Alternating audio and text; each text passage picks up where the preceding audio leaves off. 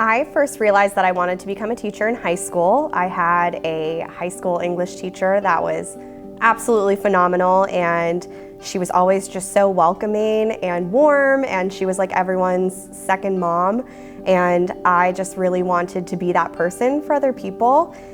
Whenever I was looking into colleges for education, my father told me that if I wanted to major in education, I would have to pay for college myself because he didn't think I would find a job as a teacher and he didn't think I would make a lot of money. So I decided to change my major to journalism because I figured I would still be using my talents and hobbies. And within the first semester in journalism, I had a professor sit me down and tell me that she didn't think journalism was for me. She just didn't think I was strong enough to handle it. That day I walked upstairs and I changed my major to advertising and public relations. So after I graduated with my bachelor's degree, I worked as a social media coordinator for 1 year. And this was an after-school program with underprivileged youth, 7th and 8th graders.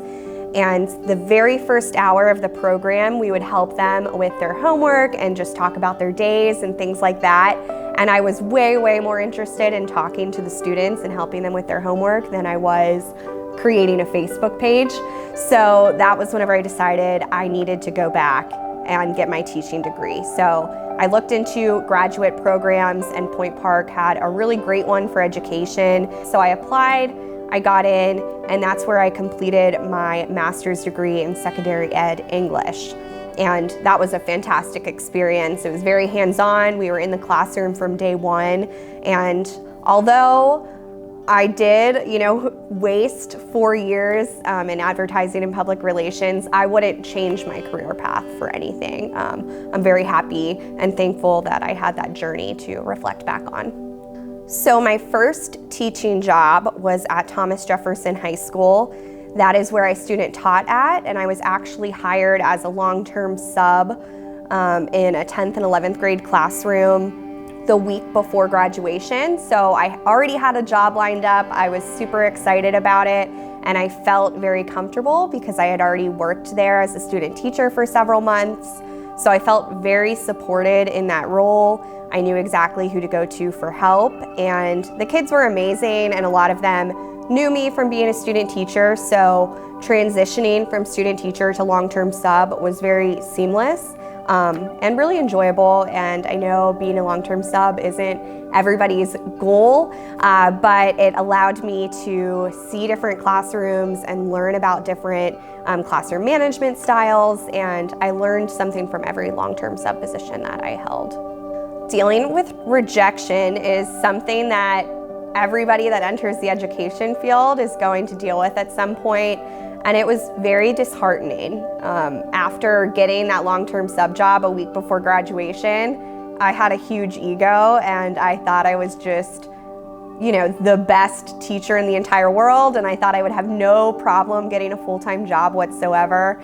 And I had actually spent a couple years at Thomas Jefferson High School, a couple different long-term sub positions, and then I was a day-to-day sub, and I knew that somebody was retiring, and I knew that I wanted that job position. So I stayed in the school, and I just wanted to, do the absolute best job that I could so that I could get hired full-time.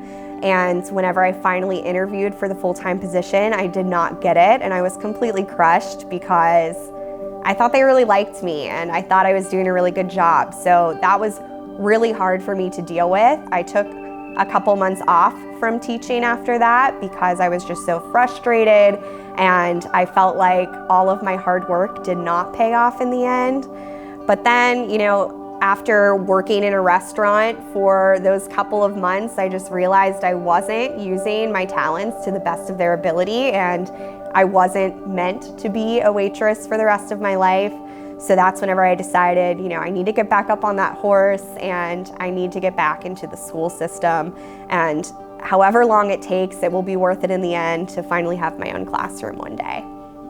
So whenever I finally decided to get back into education, I applied to a sub-service, and they placed me at Brentwood School District as a building sub. And it was really hard. It was an adjustment from Thomas Jefferson High School, and I was still applying for full-time jobs throughout that whole experience. And one day I saw a position for a long-term sub at North Allegheny.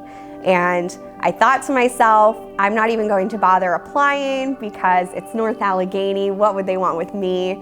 But I decided to just send in my application to see what would happen. And lo and behold, I got called for an interview. And even then I was considering not going because I didn't want to deal with that rejection that I felt at Jefferson. But my husband was like, it's North Allegheny, you have to go, even just for the experience.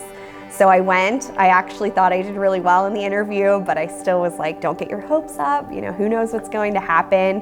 And I ended up getting hired. So I worked in the building for 13 days before COVID shut the schools down.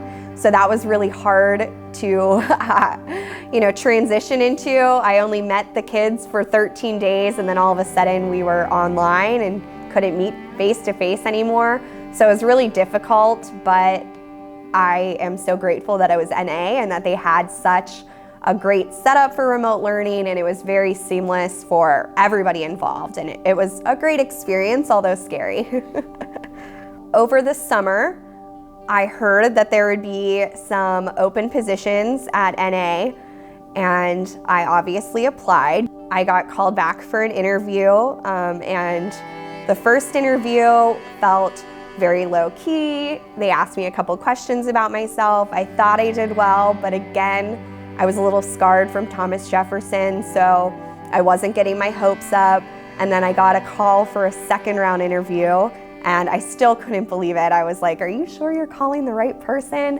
And then the second interview was the lesson. So I had to teach a lesson, which was terrifying, and they had students watching during the lesson, which the students actually made me feel a little bit more comfortable. And I thought I did a really great job during the lesson, but I still was like, don't get your hopes up, don't put all your eggs in one basket. And I somehow got a call saying I got the position. She told me she'd give me a couple days to think about it. I said, no need. I have thought about it. The answer is yes. My first year as a teacher at NA was crazy, to say the least. I never thought I would be teaching in a hybrid situation with students online at the same time as students, in person. So it was really hard being in two places at once. But all of the kids are so amazing, and they were so patient, and they were just so kind throughout the whole experience that I couldn't be more thankful for the group of kids that I had. I think this year could have been horrendous, but it wasn't, because the kids really made it so much better. And the school in general is so supportive. I felt like I always knew who to go to for help if I needed it. The most valuable thing I learned being a teacher here is that you have to put relationships first.